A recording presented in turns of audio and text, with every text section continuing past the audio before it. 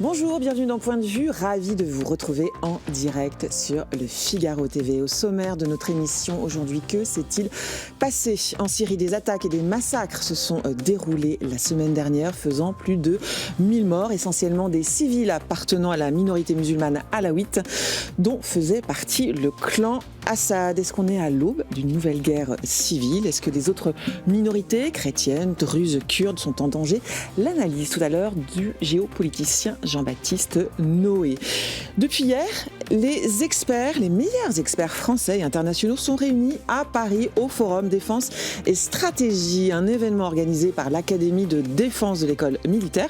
On sera avec le général Hervé de Courrèges notamment et avec Hélène Conway-Mouret aussi. Et pour finir cette émission, je recevrai l'avocate qui défend les 11 familles qui portent plainte contre TikTok. Ces familles accusent le réseau social d'avoir poussé leurs enfants à la dépression, à l'anorexie et même au suicide.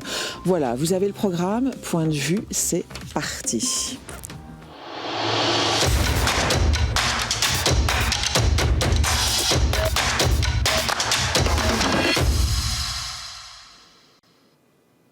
Avant de parler de la Syrie, on prend la direction de l'école militaire où nous attend Vincent Roux. Vincent, vous êtes avec Hélène Conway-Mouret. Oui, Anne-Emmanuel, et nous sommes ici à la grand-messe parisienne de la sécurité et de la défense. Bonjour Hélène Conway-Mouret, vous êtes ancienne ministre des Français de l'étranger, vous êtes surtout en ce moment vice-présidente de la Commission des Affaires étrangères et des Forces armées du Sénat, où vous représentez les Français de l'étranger, et vous travaillez également un rapport sur l'industrie de défense européenne, ou l'industrie européenne de défense. Question toute simple, est-ce que dans les rencontres que vous faites ici, vous arrivez enfin à convaincre vos interlocuteurs, en particulier vos interlocuteurs d'Europe de l'Est, notamment l'industrie de défense polonaise par exemple, d'acheter maintenant tricolore, vu qu'il faut de moins en moins compter sur les Américains? Alors, ce n'est pas dans ma fonction d'être VRP en matière d'équipement. C'est pas interdit. Ce n'est pas interdit, mais je peux le faire et essayer de convaincre mes collègues. Est-ce que vous y arrivez?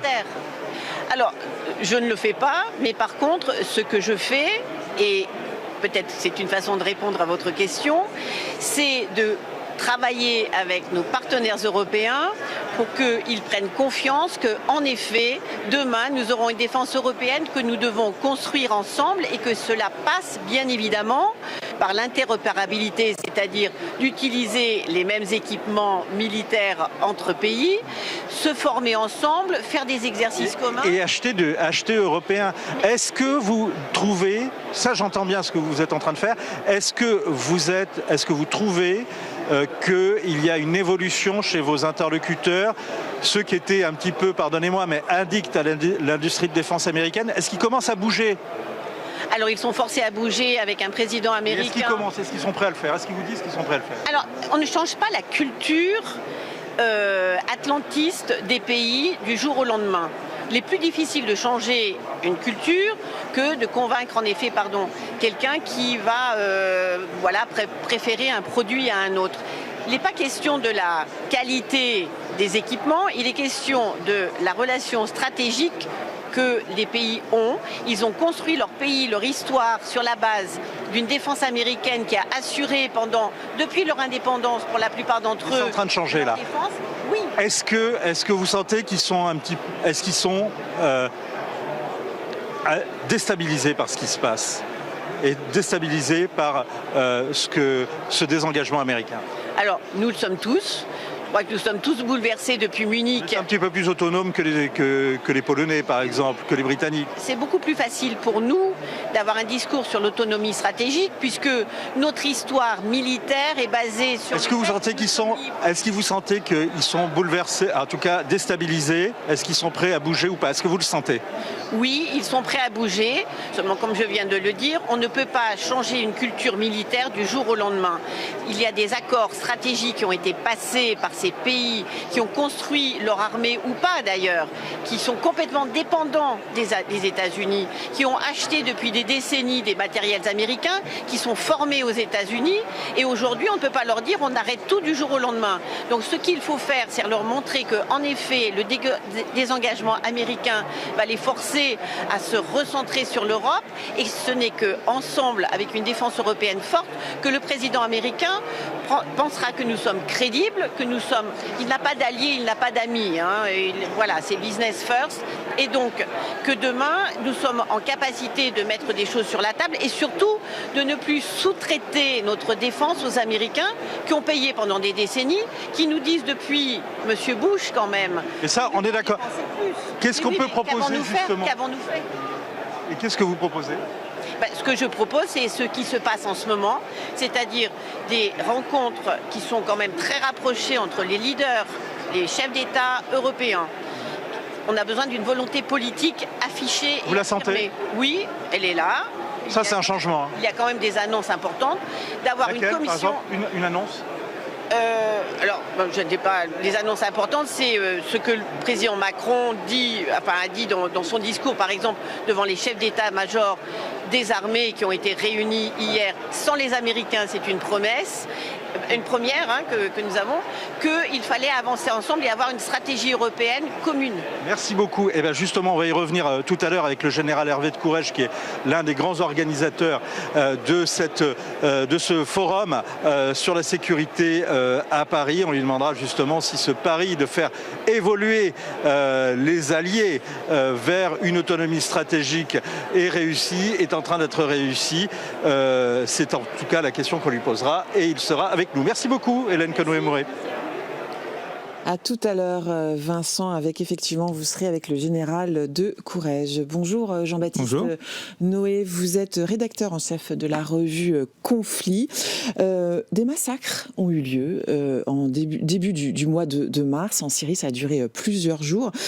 Dans un premier temps, quel est le bilan actuel ? Qu'est-ce que c'est-on des pertes humaines ? Quel est le bilan humain ? D'après les données qu'on a, on est autour de 1300-1400 morts, des civils, essentiellement, femmes, enfants, hommes. Voilà, bilan évidemment provisoire, mais c'est quand même un chiffre très important. Très élevé. Des massacres qui ont touché dans leur immense majorité une minorité syrienne, c'est celle des Alaouites. Les Alaouites, c'est la minorité dont était issu, si je puis dire, le clan de Bachar el-Assad. C'est pour cette raison qu'ils ont été ciblés ? Oui, effectivement, il y a au moins deux raisons principales. Il y a une raison politique et une raison religieuse. Effectivement, les Alaouites, c'est à peu près 10% de la population de la Syrie. Ils sont dans la région de Latakia, donc région côtière, au nord-ouest de la Syrie. Ouais. Voilà. Et ils ont toujours été rejetés, mis à l'écart de la société syrienne, jusqu'au moment où le père de Bachar el-Assad, Hafez, arrive au pouvoir, qui est effectivement issu de la communauté alaouite. Et donc là, ça a donné aux Alaouites le passage d'une minorité rejetée et méprisée, passage au premier plan, donc dirigeant la Syrie. Pardon, juste, pourquoi assez rapidement cette minorité musulmane est méprisée par les sunnites en l'occurrence ? Alors justement parce que les sunnites les considèrent comme des étant non musulmans. Ils ont une religion qui est un peu curieuse, qui est un mélange d'islam, de christianisme et de gnose. Donc pour les musulmans sunnites et chiites, ils ne sont pas musulmans, ils sont des hérétiques. Donc ça c'est une des raisons religieuses justement de les combattre, puisqu'ils sont considérés comme étant non musulmans. Effectivement, et c'est une haine, on pourrait dire, millénaire, c'est ça, oui, entre les deux tout à fait. Et puis, la période Assad a permis aux Alaouites de respirer un petit peu et d'accéder à des postes de pouvoir. Maintenant qu'ils sont renversés, le gouvernement actuel les considère comme des adversaires. Alors, tous les Alaouites n'étaient pas des soutiens d'Assad. Certains étaient même des opposants. Ils ont payé de leur vie ou de la prison, le fait d'être des opposants à Assad. Mais dans l'idée du gouvernement actuel, c'est que tous les Alaouites étaient pro-Assad, donc ils s'en méfient. Ils craignent que les Alaouites cherchent à reprendre le pouvoir. Alors que s'est-il passé exactement en fait dans ces... je crois que ça a duré 4 jours, c'est ça, c'était début mars. Ça a commencé le 4 mars. On ne sait pas trop comment ça a commencé. Les informations qu'on a qui viennent de Syrie, il y aurait eu visiblement des soldats de HTS, donc issus de la milice gouvernementale, qui a pris le pouvoir, donc a renversé Bachar el-Assad et qui est celui qui dirige actuellement la Syrie. Donc des miliciens auraient été tués dans la banlieue de Latakia, qui est la grande ville alawite. À partir de là, donc on a eu une réponse militaire avec des camions, des pick-up. On voit très bien des vidéos avec des hommes sur des pick-up qui tirent sur des civils, qui tirent sur les façades. Donc on a des attaques qui durent plusieurs jours, des bombardements aussi par hélicoptère. Et là, ça a duré à peu près du 4 mars au 10 mars. Le temps que la communauté internationale se réveille un petit peu, commence à hausser la voix. Donc des attaques qui... Alors, on ne sait pas si le gouvernement actuel est à l'origine, s'il a laissé faire ou s'il est débordé. Il y a plusieurs hypothèses. Il y a plusieurs hypothèses. On ne sait pas si ça a été préparé, coordonné. C'est ça. Certains observateurs semblent dire qu'il pourrait y avoir une préparation, une coordination. Alors, en fait. C'est tout à fait possible et c'est, je pense, l'hypothèse principale parce que si les massacres ont commencé le 4 mars, on a eu avant, dès la mi-février, des attaques d'Alaouites contre des représentants, des personnes officielles, il y a eu des enlèvements. Donc, on n'est pas parti de rien le 4 mars. Il y a déjà des antécédents avec des Alaouites, des chrétiens aussi, qui ont été persécutés et arrêtés. Donc, en fait, on est passé d'attaques individuelles à des attaques de groupe, massives, à partir du début mars. L'idée, c'est donc de purger, en fait, c'est ça, un peu les comptes, ce qui ne s'est pas passé au moment de la prise de Damas se déroule maintenant, ce serait ça un petit peu ? Exactement, oui, tout à fait. La prise de Damas était finalement assez pacifique. Assad est parti très rapidement, tout s'est effondré. Et on a l'impression qu'effectivement, le gouvernement actuel, craignant une potentielle révolte, pour montrer aussi aux autres communautés, la Syrie est un pays communautaire, on parle des Alaouites, mais il y a les Druzes, il y a les Kurdes, voilà. Donc c'est aussi une manière de montrer aux autres communautés qu'ils ont les moyens de réprimer, de tenir le pays et qui sont prêts à faire usage de la force. Alors, on a évoqué la thèse et c'est celle qui semble retenir votre attention, d'une action préparée, coordonnée. Néanmoins, il y a la thèse que le président actuel, président en transition, soit débordé par des factions radicales. C'est une thèse qui tient la route aussi, oui, ça ? Oui, exactement. D'ailleurs, les deux ne sont pas contradictoires. C'est-à-dire que ça peut tout à fait être les deux. On a différents groupes et mouvements qui sont vindicatifs. Oui. Alors là aussi, est-ce que le gouvernement laisse faire ? Est-ce que c'est pas aussi une manière de les éliminer, enfin ces groupes radicaux par la suite ? C'est pas impossible. Il y a beaucoup de jeux qui sont encore un peu troubles. De laisser faire pour finalement après sanctionner, c'est ça ? En disant vous êtes trop radicaux, donc je vous élimine. Ça peut être aussi une possibilité. Et j'ai une bonne raison de vous éliminer, voilà. En fait, c'est ça. Est-ce que c'est une manière après de se montrer sur un jour favorable devant la communauté internationale ? Donc on est dans un jeu qui est assez trouble, où on a beaucoup de faux semblants, beaucoup de mensonges aussi. Je n'accorde pas beaucoup de crédit aux propos qui sont tenus en public. Enfin, je m'en tiens aux faits. Pour l'instant, les faits, c'est qu'on a des civils qui ont été massacrés. Voilà, donc vous le disiez, plus de 1130 morts. Comment justement le pouvoir a en place actuellement en Syrie a officiellement réagi ? Il n'a pas réagi, il a laissé faire pendant une semaine, du 4 au 10 mars, donc il n'y a pas eu de réaction. Il y a eu un début de réaction quand la communauté internationale a commencé à protester. C'est qu'à partir de ce moment-là, c'est ça. Quand on remonte les faits. Et quand il y a eu une dimension internationale, parce qu'on a eu accès à des images, parce qu'on a des personnes sur place qui nous ont transmis des informations. Et d'ailleurs, il faut souligner ce travail qui est remarquable. Enfin, d'ailleurs, les gens qui sont sur place, journalistes sur place, font un travail extrêmement courageux. Il faut le signaler parce qu'ils risquent leur vie. Donc, dans un pays qui est compliqué. Donc, et si on n'a pas ça, on ne sait pas ce qui se passe sur place. Donc, ça nous permet d'avoir ces informations.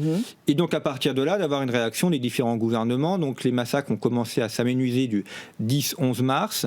Et hier, donc le 11 mars, ou le 12, nous sommes le 12, donc hier le 11, le gouvernement a signé un accord avec les Kurdes de protection. Alors, ça vaut ce que ça vaut, mais c'est une manière de montrer aussi qu'il est attentif aux autres communautés. Un accord qui a été qualifié par la presse ce matin d'historique. C'est l'idée. Quelle est l'idée de cet accord ? C'est de montrer que finalement, ce qui s'est passé avec les Alaouites, c'est une sorte de bavure et que les Kurdes sont en sécurité et qu'ils n'auront pas de problème. Et qu'on les prend en compte, qu'on assure leur sécurité. Alors, il faut dire aussi qu'ils sont davantage armés que les Alaouites, donc ils ont des moyens aussi, puis ils sont soutenus par les Turcs. Donc c'est une communauté qui est un peu moins en danger, un peu moins fragilisée que les Alaouites. Justement, vous parliez de la Turquie. La Turquie a favorisé la chute de Bachar el-Assad. Elle est de ce côté, elle est à la frontière aussi de la Syrie. Comment a réagi la Turquie? Comment elle voit ça? Pour l'instant, il n'y a aucune réaction officielle. Erdogan joue toujours un double jeu, oui. Lequel qui est en fait de vouloir contrôler le nord de la Syrie, oui. où il a d'ailleurs des troupes et où il y a des communautés qui lui sont fidèles. Il ne désespère pas non plus de récupérer ce qu'on appelle le Sanjar d'Alexandrette, qui est au nord de la Syrie, qui a été disputé par les Turcs, par les Syriens, également à l'époque du mandat français. Quel est l'intérêt pour lui? C'est un territoire historique pour lui. C'est un territoire historique, ça exactement, ça facilite l'accès à la mer, il y a potentiellement des ressources de gaz et de pétrole. C'est pas inintéressant. Donc voilà, il y a tout ça qui se mêle. Donc il y a cette idée en fait de profiter de l'effondrement du chaos syrien pour récupérer certains territoires. Je parlais de la Turquie, mais est-ce qu'on peut imaginer que l'Iran puisse être aussi derrière ce qui s'est passé? Alors l'Iran, c'est assez compliqué parce que Bachar al-Assad avait conclu un accord avec l'Iran, bien qu'il soit considéré comme des hérétiques par les Iraniens, mais c'était un accord, on va dire, de circonstance. Il avait besoin d'un allié dans la région, l'Iran était là. Les Alaouites ne sont pas du tout alignés sur les Iraniens, il n'y a pas du tout... C'est aussi une branche du chiisme, néanmoins, c'est ça? Oui, mais qui est considérée comme étant non pure, et donc voilà, donc il n'y a pas vraiment d'entente avec les Iraniens. C'est vraiment un accord d'État à État entre l'État syrien et l'État iranien. C'est moins le cas avec les Alaouites. Des témoignages d'habitants évoquent des djihadistes étrangers parmi les habitants. Tout à fait, c'est ce que m'ont dit les contacts qui sont sur place. Des Albanais, des Algériens, des Français.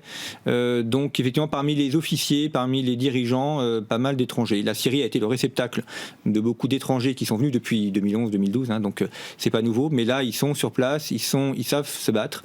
Effectivement, on a ces étrangers très présents. Le président par intérim a lancé un appel à la paix. Est-ce que, première question, il peut être entendu, ou est-ce qu'il a été entendu? Et puis il a lancé aussi un projet de commission d'enquête. Vous y croyez? Oui, alors l'appel à la paix, c'est la moindre des choses, donc on verra. Et pour l'instant, les combats se sont un peu calmés, donc tant mieux. Mais il faut voir si ça dure dans le temps. Pour une commission, l'idéal serait d'avoir des observateurs étrangers qui soient neutres. Si vous nommez des Syriens, forcément, chaque communauté va défendre le point de vue de sa communauté. Donc, si on va avoir une vraie commission, il faut des opérateurs étrangers qui viennent sur place, qui aient accès à chacune des parties pour pouvoir recueillir les témoignages. Mais ça ne peut être intéressant que si ça aboutit après une arrestation des coupables, il y a un jugement. Et ça, j'y crois moyennement. Visiblement traduire en justice. Alors, est-ce que c'est un message, ce ne sont que des mots? Est-ce qu'il y a une réalité derrière ça? Vous êtes dubitatif? J'y crois assez peu. Je l'espère. J'espère que ça aboutira à ça. Je demande à voir. Vous évoquiez ce jeu trouble actuellement des différents acteurs en Syrie, dont le président par intérim. Il a plutôt intérêt que la situation soit pacifique, le président, dans ce pays, non? Oui, parce qu'il cherche à se réintégrer sur la scène internationale, il cherche aussi à faire revenir les capitaux, les investissements, donc effectivement il a intérêt à avoir un pays stable et pacifié. Il n'empêche qu'il y a des luttes de pouvoir qui sont très intenses. Quand on part d'un mouvement radical et qu'on se centrise, si je puis dire, eh bien on est toujours débordé par des plus radicaux que soi, donc il faut aussi qu'il leur donne des gages. Donc il est entre plusieurs injonctions contradictoires, entre une branche islamiste qui veut faire de la Syrie un État islamiste, effectivement une recherche de respectabilité sur la scène internationale.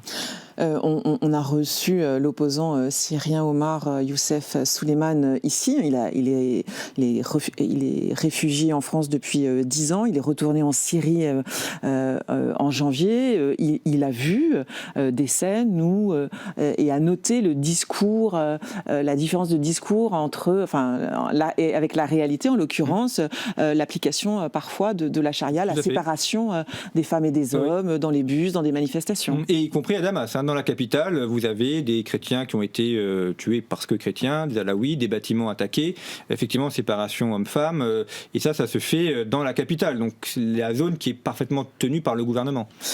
Vous évoquiez la question des chrétiens. Les chrétiens, c'est aussi une minorité en Syrie.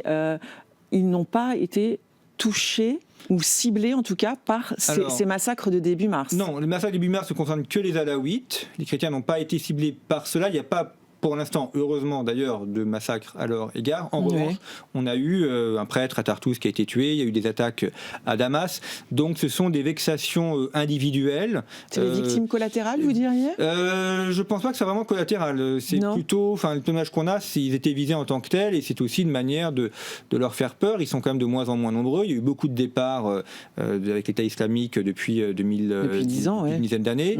Donc ils sont de moins en moins nombreux. Quand même toujours rappeler que ce sont quand même les Syriens d'origine, ce ne sont pas des émigrés, ils sont chez eux depuis 2000 ans. Oui, la Syrie est une terre chrétienne, Saint-Paul. Oui, Saint-Paul était à Damas, donc ce sont des personnes qui sont là depuis plus de 2000 ans et qui sont sur leur terre d'origine, mais de moins en moins nombreux malheureusement. Combien les chrétiens on n'a pas de données officielles. 50 000, c'est ça ? Oui, il n'y a pas vraiment de données parce que le nombre a beaucoup baissé, donc si on a des données officielles, ça montre aussi leur faiblesse. On a des estimations, effectivement, une 50 000, 60 000, ce qui est quand même très très faible par rapport à ce qu'ils étaient il y a encore une vingtaine d'années. Est-ce qu'on est à l'aube d'une nouvelle guerre civile, d'un chaos C'est la crainte. En Syrie, alors, je n'espère pas le pire. Bien sûr. Mais c'est effectivement la crainte, une division entre communautés. L'idéal serait probablement qu'on arrive à un État fédéral, où chaque communauté puisse avoir une parcelle de pouvoir, d'autonomie sur sa zone pour éviter justement ce genre de choses. Mais la crainte, c'est effectivement qu'on ait des attaques et que la Syrie reparte dans des années de guerre. Dans un chaos. Dernière question, dans le cadre du gouvernement actuel, on parlait des groupes radicaux autour du nouveau président qui est quand même un islamiste, il faut le rappeler. La proportion est très importante de ces groupes radicaux, de ce qu'on sait aujourd'hui. C'est difficile. Dans son entourage, il a essayé de mettre des gens de composantes assez variées. Malgré tout, le noyau dur reste des gens qui ont été formés par Al-Qaïda et qui ont combattu auprès de l'État islamique. Donc, leur logiciel mental, c'est celui-ci. Ça reste. Ça reste. Merci Jean-Baptiste Noé d'être venu sur le plateau de Point de Vue. Je rappelle que vous êtes le rédacteur en chef de la revue Conflit. Conflit qui fait sa une... Sur Trump. Trump renverse la table. Et on retrouve en kiosque votre revue. Merci beaucoup d'avoir été avec nous. On va repartir à l'école militaire où se tient depuis hier et jusqu'à demain le Forum Défense et Stratégiste, un événement organisé par l'Académie de défense de l'école militaire. Les questions de défense, de sécurité sont débattues par les meilleurs experts français et internationaux, civils ou militaires. Vincent Roux, vous êtes avec le général Hervé de Courrèges. Oui, absolument, Anne-Emmanuel, le général Hervé de Courrèges qui dirige cette académie de défense de l'école militaire et l'Institut des hautes études de la défense nationale. 3 jours de réflexion stratégique ici à Paris, puisque comme l'a appris le général de Courrèges, qui est de la promotion de l'Estrin à Saint-Cyr, on s'instruit dans les armées pour vaincre. Bonjour mon général. Bonjour. Comment on observe, comment on commente les négociations qui se sont ouvertes à Jeddah avec les premières annonces et notamment l'idée d'une trêve de 30 jours ? Tout d'abord, on les observe avec beaucoup d'attention et une grande attente dans la mesure où la paix, c'est ce que l'on souhaite à la frontière orientale de l'Europe et elle se joue aujourd'hui à Jeddah. Donc cette paix qui est en train d'être négociée, très vite pour que les combats cessent et que l'on arrête de perdre des soldats ukrainiens, notamment agressés sur leur territoire par les Russes. Par ailleurs, comme on l'observe dans une logique durable, c'est-à-dire d'essayer d'avoir des assurances, des garanties de sécurité et de paix durable sur ce territoire. Et c'est cela qui nous importe au plus fort terme. Est-ce que ce n'est pas assez symbolique finalement ici, on observe et à Jeddah, on décide. Il y a les Américains, il y a les Russes et le reste des alliés de l'OTAN, par exemple, se trouvent ici. Est-ce que ce n'est pas symbolique un petit peu de la cassure, de la rupture, de l'évolution à laquelle on est en train d'assister depuis l'élection de Donald Trump ? On peut le regretter, bien évidemment. Les Européens sont les premiers concernés par la défense et la sécurité sur leur continent. Bon, je crois que nos autorités politiques et diplomatiques se sont exprimées sur ce sujet et ont demandé à ce que les Européens soient associés, mais aussi au-delà des Européens, à plus forte raison, les Ukrainiens, principaux concernés sur ces sujets. Mais vous comprendrez bien qu'il ne me revient pas en tant que militaire de m'exprimer sur ces sujets de nature politique et diplomatique. Bien évidemment, mais par contre, il y a un événement qui a impliqué les militaires et qui a impliqué les chefs militaires, dont on va connaître d'ailleurs un prolongement ce soir. C'est la réunion des chefs d'état-major avec Emmanuel Macron, qui s'est tenue en marge d'ailleurs de ce forum de Paris sur la sécurité et de la défense. Qu'est-ce qu'on en dit? Qu'est-ce qu'il en est ressorti, en tous les cas, dans ce qu'on peut en dire et en entendre ce matin ici? Ce qu'on peut en dire, c'est que c'est historique. Enfin, il faut quand même mesurer que depuis la fin de la Deuxième Guerre mondiale, il n'y a pas eu un événement comme cela à Paris, où le chef d'état-major des armées françaises invitait ses homologues des armées de l'Union européenne et de l'OTAN à venir partager une réflexion sur les garanties militaires que l'on pourrait apporter à la sécurité de la frontière orientale de l'Europe. Le président de la République a souhaité être associé à cette réunion et y est venu et a porté un discours. Je ne peux pas vous en dire plus, je n'y étais pas moi-même. Ce qui est certain, c'est que cet événement est historique et il sera sûrement dans nos livres d'histoire pour expliquer un changement et une bascule dans la manière dont le leadership militaire est assuré aujourd'hui en Europe. Comment on peut assurer le leadership sans les Américains, finalement? Qui remplace les Américains? Alors effectivement, depuis 3/4 de siècle, les Européens s'étaient retrouvés dans un lit commun avec les Américains et bien confortablement installés en assurant, en se souhaitant une protection mutuelle. Bon, et puis là, il se trouve que depuis quelques années déjà, avec le président Obama, celui-ci avait dit « Attention, les Américains vont tourner le regard vers l'Asie ». Nous n'avons pas écouté. Ça a même commencé d'ailleurs à la fin du mandat peut-être de George Bush et déjà les propos de Robert Gates, qui a été secrétaire d'État, secrétaire à la défense à la fois de Bush et d'Obama, qui avait déjà demandé à l'OTAN, à Munich, la conférence rivale, aux Européens de prendre la part du fardeau. Oui, mais c'était plutôt à l'époque déjà sur une logique de part du fardeau. Ce n'était pas dans une logique de dire mes intérêts maintenant s'orientent là-bas. Nous avons ignoré ces alertes et donc nous sommes restés bien confortables. Et là aujourd'hui on a un nouveau président des États-Unis qui souhaite quitter peut-être le lit collectif et de partir avec la couette. Donc il faut se ressaisir. Il faut se ressaisir et donc effectivement nous allions sur une position que la France a toujours défendue.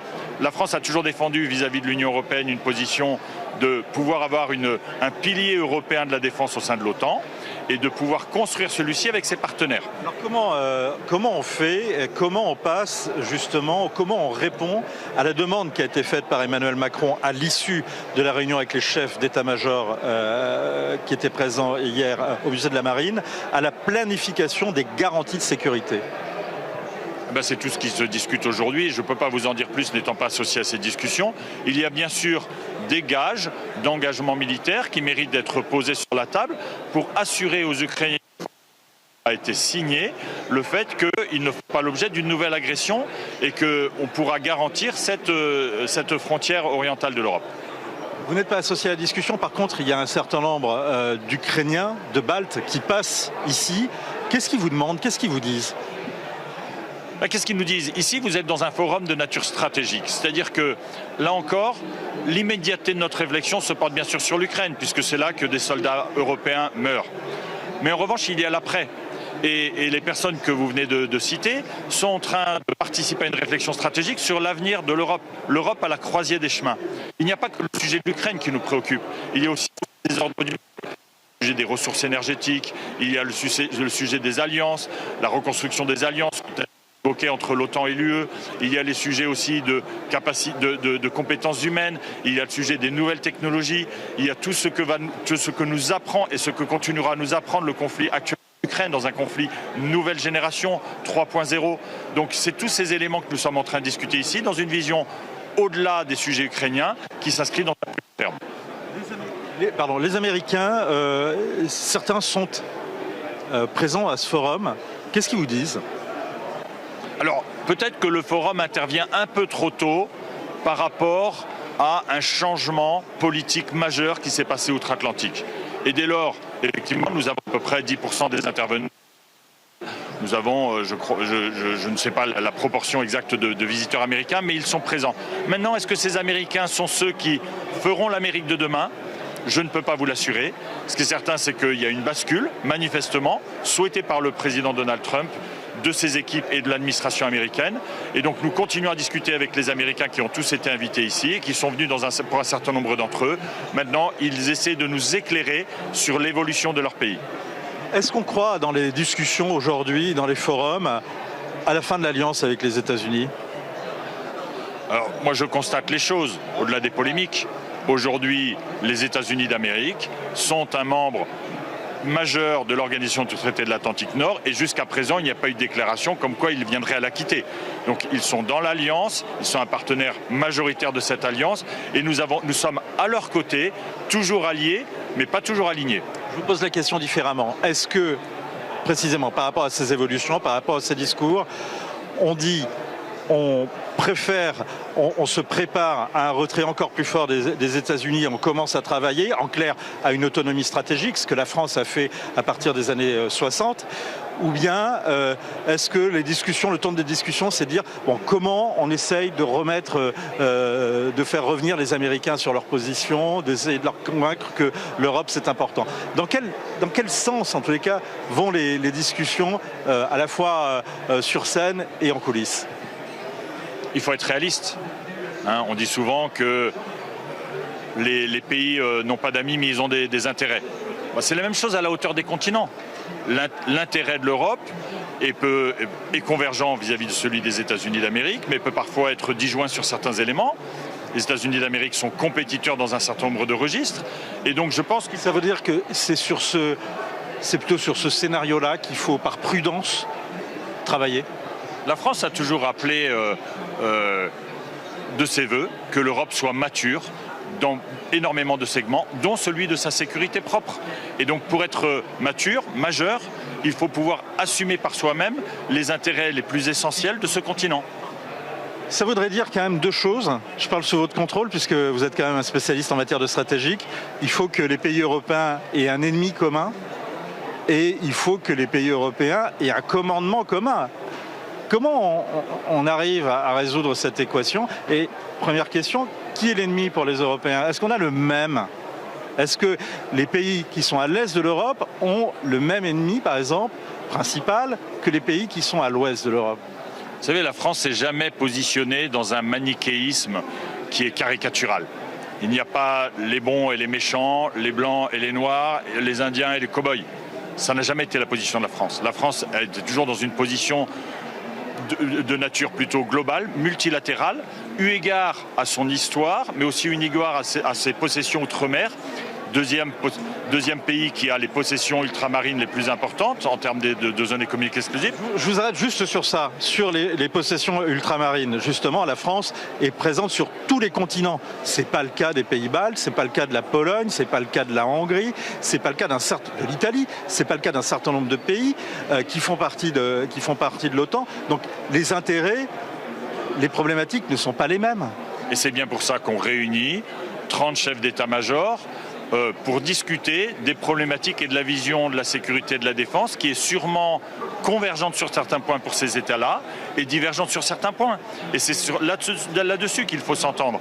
Et maintenant, l'Europe est un continent qui doit continuer à peser dans le monde, qui a des intérêts à défendre. Et je pense que dans beaucoup de domaines, les intérêts des pays européens sont très convergents. Est-ce qu'on ne va pas buter quand même sur un principe qui est celui du commandement ? Le commandement, bien évidemment. Mais vous savez, c'est un Miller qui vous le dit, il ne faut pas qu'une seule tête. Il y a nécessairement un moment... On fait de la collégialité désormais ? Non, on ne fait pas de la collégialité. Bien sûr que quand il y a nous l'avons largement montré par le passé, la France s'est engagée et est encore engagée dans des opérations multilatérales et ces sujets de commandement se résolvent sur le terrain. Il y a des procédures pour cela, il y a des accords pour cela. Donc il n'y a pas un sujet de considérer qu'il y aurait un jour un chef militaire des Européens. Question aux responsables de l'Institut des hautes études sur la défense nationale que vous êtes et de l'Académie de défense de l'école militaire. Quelles leçons, ou en tout cas quels sont les axes de réflexion que vous inspire la guerre en Ukraine et la guerre au Proche-Orient ? Ça m'inspire qu'il faut repenser la stratégie. Vous savez, l'Institut des hautes études de défense nationale, qui est un vieil institut, 90 ans, créé en 1936, a 3 missions. Il a la culture de la défense, il a la cohésion nationale et par ailleurs la réflexion stratégique. malheureusement, le temps court nous précipite. Et il faut revenir sur une réflexion stratégique. C'est ce que nous faisons dans ce forum de Paris.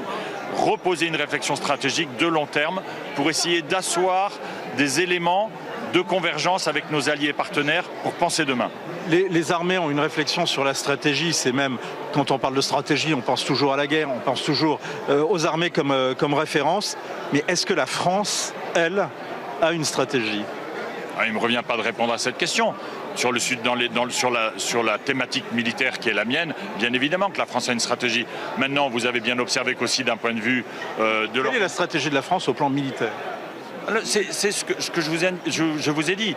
C'est bien sûr de promouvoir la paix de par le monde, dans une vision multilatérale, avec des partenaires, avec la compréhension d'une vieille nation qui a payé le prix de la guerre par le passé, puisqu'elle a été saignée au dernier siècle à 2 reprises de manière majeure, et qui sait que ces sujets doivent être abordés avec beaucoup de prudence. Et donc la France s'est toujours positionnée comme une nation d'équilibre dans le concert du monde, et son armée soutient cette position d'équilibre. Est-ce que vous notez un regain pour les questions de défense chez les civils ? Est-ce que vous notez même un regain, puisque maintenant, sont les mots du président, la patrie a besoin de nous. Est-ce que vous notez un regain de l'esprit de sacrifice, de l'esprit de défense ? Alors moi, je constate un regain vers 2 types de populations.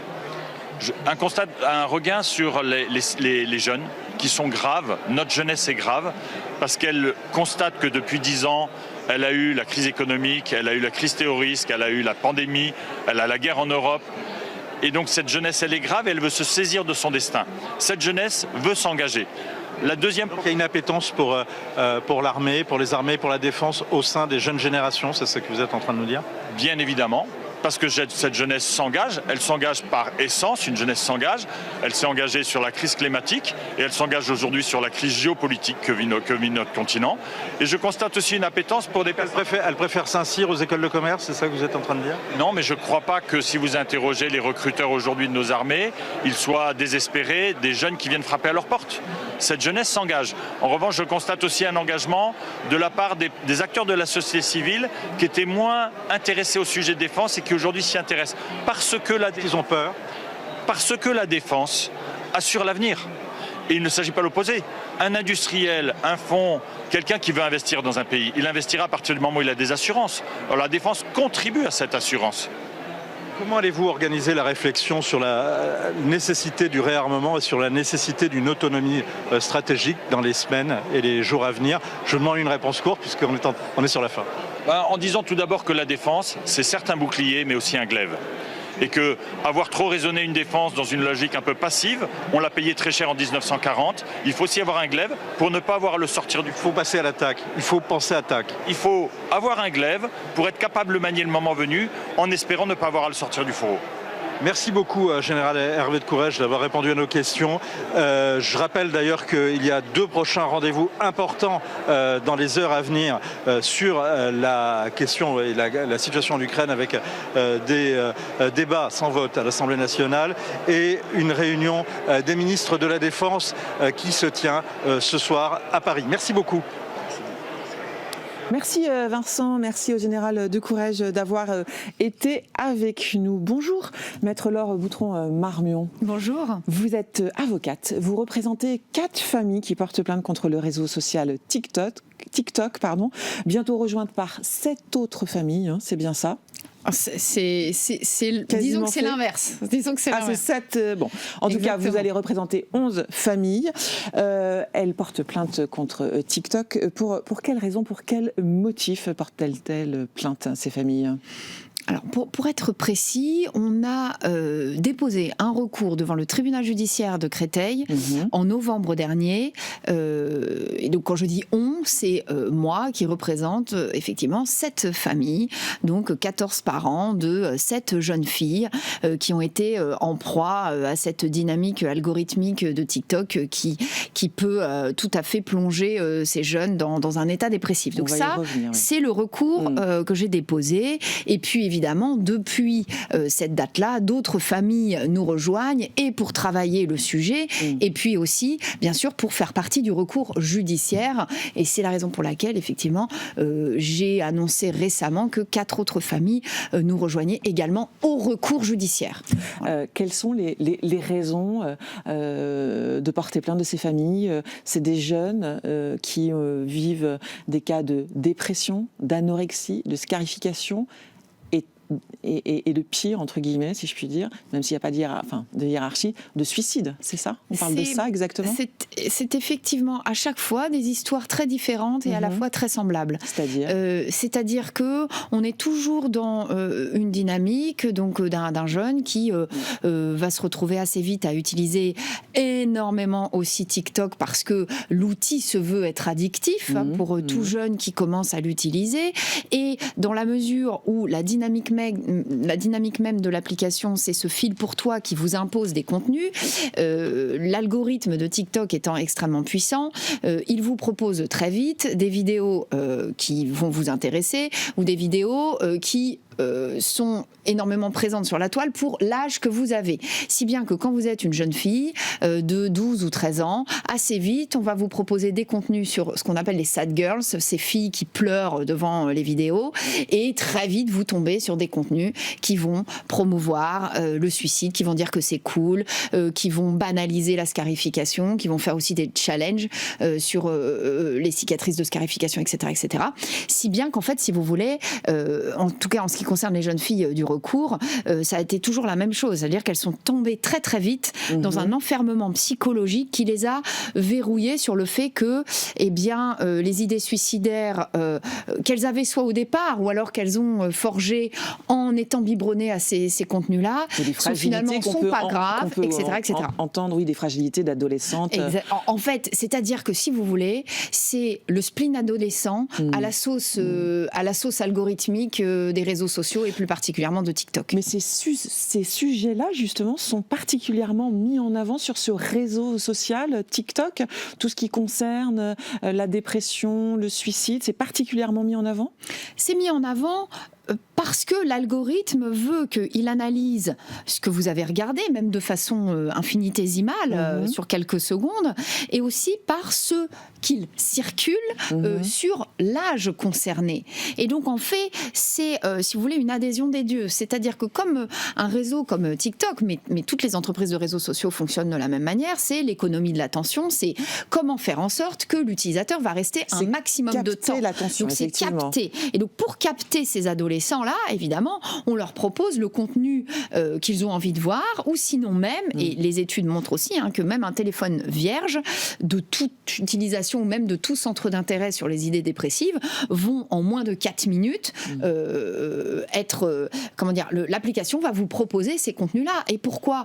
Aussi parce qu'ils sont légion sur la diffusion en fait que font ces adolescents-là à cet âge-là, en fait. C'est-à-dire qu'il y a énormément d'adolescents qui diffusent des contenus sur les idées suicidaires, etc., etc. Et donc, il suffira que vous likez un de ces contenus-là pour que, finalement, la déferlante algorithmique fasse que vous allez être biberonné à ces contenus-là. Et c'est pas toujours liker, c'est parfois juste regarder un certain nombre de minutes et on vous repère, en fait, c'est ça. Exactement. Certains emploient le terme de enfermement mortifère. Vous partagez ce terme? Complètement, parce que en fait, il faut aussi prendre une donnée essentielle en compte. Il s'agit d'adolescents, donc il s'agit de mineurs. Les mineurs, biologiquement, ils ont un cerveau dont la plasticité est énorme. C'est-à-dire que jusqu'à l'âge de 21 ans, le sont cerveau pas matures, c'est ça ? Le cerveau n'est pas mature, effectivement, et donc le pouvoir de l'image, il est x4, x5 par rapport à un adulte qui va y être confronté. Donc oui, évidemment que l'environnement, on peut le considérer de mortifère, parce que c'est pas une vidéo que vous allez voir, c'est des centaines, c'est des milliers de vidéos, toujours sur le même contenu, si bien qu'à un moment, vous ne faites plus la part des choses. Et donc, pour peu que ça fasse en plus écho à une fragilité que vous pouvez avoir, si bien qu'on a des jeunes qui traversent aussi dans la vie réelle des choses difficiles.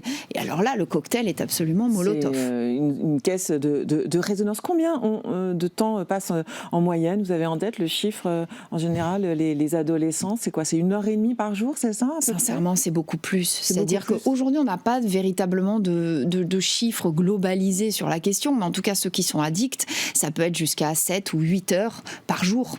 7 ou 8 heures par jour. Exactement. D'où le fait que certains jeunes développent des effets insomniaques.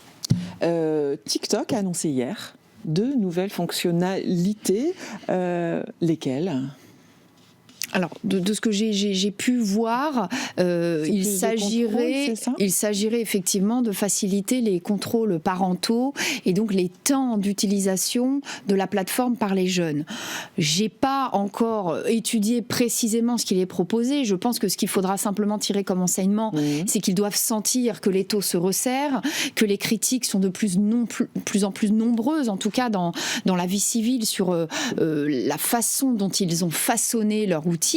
Donc, évidemment, ça mérite d'être regardé pour véritablement voir à quoi ça ressemble. Simplement, moi, les échos que j'en ai des familles d'Algos Victima et en tout cas des parents qui peuvent me contacter, c'est qu'aujourd'hui, c'est un petit peu, si vous voulez, infinitésimal par rapport à ce qu'il faudrait faire sur l'application. C'est-à-dire qu'on a, par exemple, une version chinoise qui carrément propose et en tout cas met en place un couvre-feu d'emblée de l'application qui s'éteint automatiquement à une heure dite.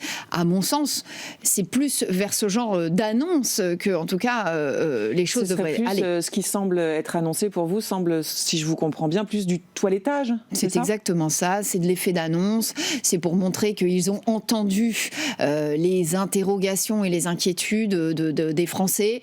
Mais en fait, c'est simplement pour endormir et gagner un petit peu de temps. Voilà, c'est mon sentiment personnel. Les pouvoirs publics s'emparent du problème parce que aujourd'hui ou demain, on n'a pas exactement le jour, l'Assemblée nationale va voter, c'est ça, la création d'une commission d'enquête sur les effets de TikTok ?